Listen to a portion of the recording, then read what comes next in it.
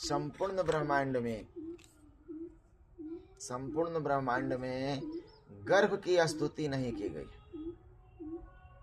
श्री राम की स्तुति की गई है, श्री कृष्ण की प्रार्थना किया गया है, दुर्गा, काली, चंडिका, नारायणी, महादेव, गुरुदेव की स्तुति की, राजाओं का भी प्रशस्ति गान किया गया है, जस गान किया गया है, संतों का भी, पर गर्भ की स्तुति सिर्फ भागवत में। सारे संतों ने कहा कि जनमत मारत दुसह दुख होई।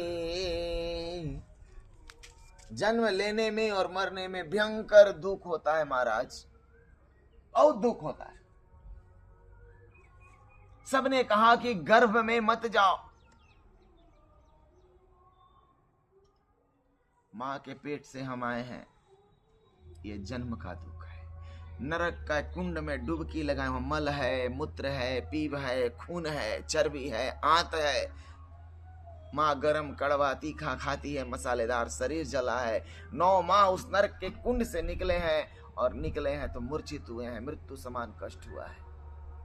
बचपन में खटिया पर में मच्छर पीसू खटमल काटे हैं, जन्म का दुख। और मरते समय 1000 बिच्छी आपके शरीर पर चढ़ गए हैं, सोचिए अभी मारे नहीं है, और एक जगह सब चढ़ करके तब एक साथ डंक मार दिए। एक बिच्छी मार दे तो यहाँ से पैदल कुछ किलोमीटर आदमी भागता हूँ। 100 1000 बिच्छी एक बार मारने पर जो दर्द होता है शरीर में, मृत्यु के समय उतनी वेदना होती है, उतना भयंकर कष्ट होता है मृत्यु के समय।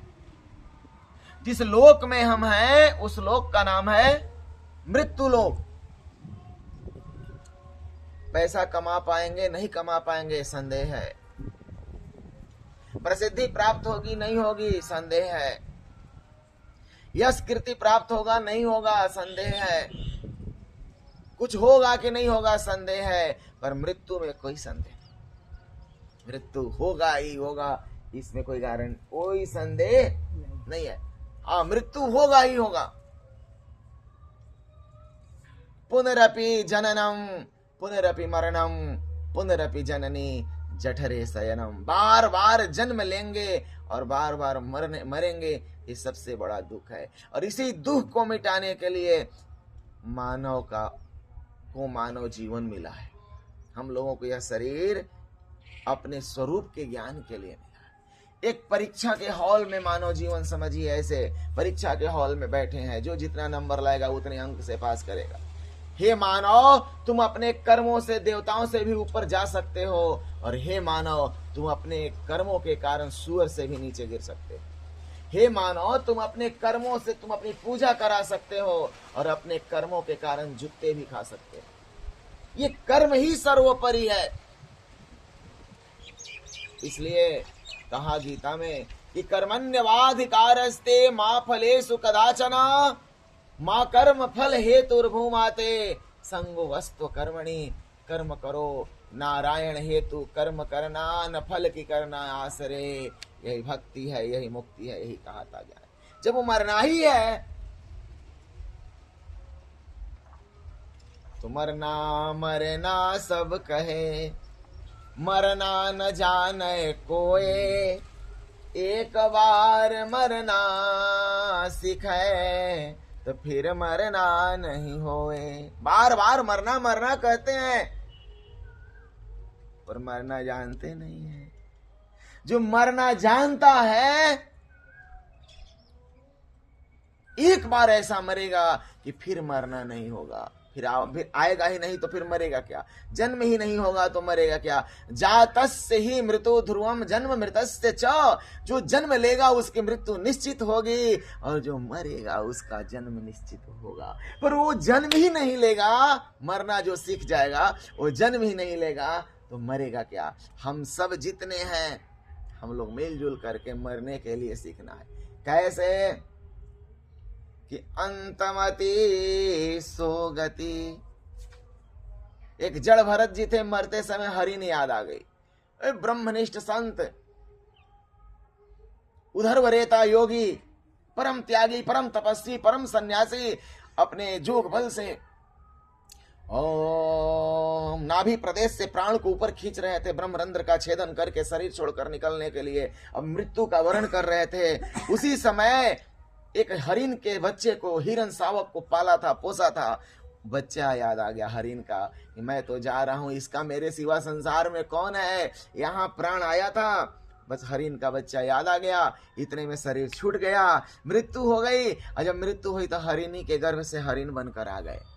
मरते समय पड़िया याद आ जाएगी तो पानी बनना पड़ेगा, पाड़ा याद आएगा तो पड़ा, बछड़ा याद आएगा तो बछड़ा, बछिया याद आएगी तो बछिया, और कहीं स्त्री याद आ गई तो स्त्री में चल जाएंगे या उसके पास आ जाएंगे। मरते समय देखिए बहुत लोगों, हमको तो एक आदमी मरते समय कहा कि हमको शराब पिला दीजिए बाबा, हम मरते समय उसके हम 10 बार कहे कृष्ण राम सीता महादेव कहो, नहीं मुख से निकला, दारू पिलाइए। ये जीवन भर शराब पिया है। अरे जाम पर जाम पीने से क्या फायदा, शाम को चढ़ी सुबह को उतर जाएगी। तू हरि नाम की प्यालियां पी ले, सारी जिंदगी सुधर जाएगी। जो चढ़ चढ़ के उतरती है वो नशा नहीं, नशा तो उसे कहते हैं जो एक बार चढ़ के फिर उतरे ही नहीं। शराब का नशा चढ़ता और उतर जाता है, पर हरि नाम का नशा जिसको एक बार चढ़ जाए बढ़िया से, अभी हम लोगों को चढ़ा उड़ा नहीं है, एक बार चढ़ जाए तो फिर उतरे ही नहीं। हरि नाम के नशा, शिव नाम के नशा, गुरु नाम के नशा एक बार चढ़ा तो फिर उतरना नहीं चाहिए। वो नशा उतरता ही नहीं है। वो नशा क्या जो एक बार चढ़ा और सुबह में उतर गया। वो नशा जुत्ते लात निंदा शिकायत का पात्र बनाएगा। और हरि नाम के जो नशा है वो प्रतिष्ठा दिलाएगा, भक्ति दिलाएगा, हरि का दर्शन कराएगा, मुक्ति दिलाएगा, शक्ति दिलाएगा, शांति दिलाएगा। नशा तो भक्तों के पास होती है। जो चढ़ चढ़ के उतरती वो मस्ती नहीं है, जो चढ़ के ना उतरे वो मस्ती है। पर मस्ती इतनी सस्ती नहीं है। यहाँ सिर दे के होते हैं सीधे, यहाँ सिर दे के होते हैं सीधे, सर झुकाने का फुर्सत नहीं है। ये तो प्रेम की बात है उद्धो, ये प्रेम की बात है। कमल सूरज को देखकर खिलता है, अग्नि से खिलाया नहीं जाता। कमल सूरज को देखकर खिल जाता है। रात्रि में आग धरा दो तो नहीं, सूरज जैसा आग होता है ना, पर कमल खिलेगा नहीं। कमल सूरज को देखकर खिलता है, आग से खिलाया नहीं जाता। और ये मोहब्बत का साज है, ये वह साज है जो हर साज पर, ये वो गीत है जिसे हर साज पर बजाया नहीं जाता। कमल सूरज को देखकर खिलता है, आग से खिलाया नहीं जाता। ये प्रेम की गीत है, हर साज पर बजाया नहीं जाता। ये दिल में, जिसके दिल में प्रकट हुआ वो जाने, हम और आप क्या जाने। शुष्क हृदयों में प्रेम का क्या प्राकट्य। हम लोग प्रयास कर रहे हैं कि प्रेम मिले, भक्ति मिले, आनंद मिले, प्रभु के प्रेम में डूब जाऊं, संसार की विस्मृति हो जाए। पर तंबाकू और शराब से फुर्सत नहीं है। जहां बैठो संसार की चर्चा है तो संसार छूटेगा कहां। संसार को मन, और संसार छूटता नहीं है, सिर्फ मन से विस्मृति चाहिए। इस संसार में ही रहते हैं ना, संसार को ब्रह्ममय जान लेना है, मन को ब्रह्ममय ब्रह्माकार बनाने के लिए। तो महाराज यहाँ उस पर ब्रह्म का एक अवतार हुआ। उस भगवान लक्ष्मी नारायण श्री कृष्ण के रूप में देवकी माँ के गर्भ में आए हैं। सारे देवताओं ने सोचा कि प्रभु देवकी के गर्भ में आए हैं, चलो गर्भ की स्तुति कर।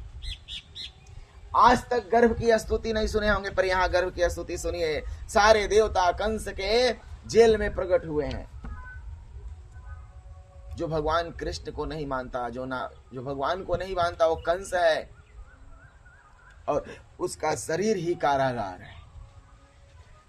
और आज कंस के कारागार को भी मेरे प्रभु पावन करने के लिए प्रकट हुए। देवकी के गर्भ में आए हैं। देवता फूल लेकर के आकाश में प्रकट हुए, गर्भ कारागार के आकाश में, और प्रार्थना कर रहे हैं। क्या? सब लोग साथ में भगवान श्री कृष्ण का ध्यान करिए। देवता लोग स्तुति कर रहे हैं गर्भ में भगवान की कि सत्य व्रतम सत्य रूपम त्रिसत्य सत्यस्य योनिं निहितं च सत्ये सत्यस्य सत्यमृतं सत्यनेत्रं सत्यात्मकं त्वां शरणं प्रपन्ना। देवताओं ने कहा कि प्रभु आपका व्रत सत्य है। देखिए सत्य सत्य भगवान को कहा। क्यों कहा? क्यों कहा सत्य सत्य? क्यों कहा?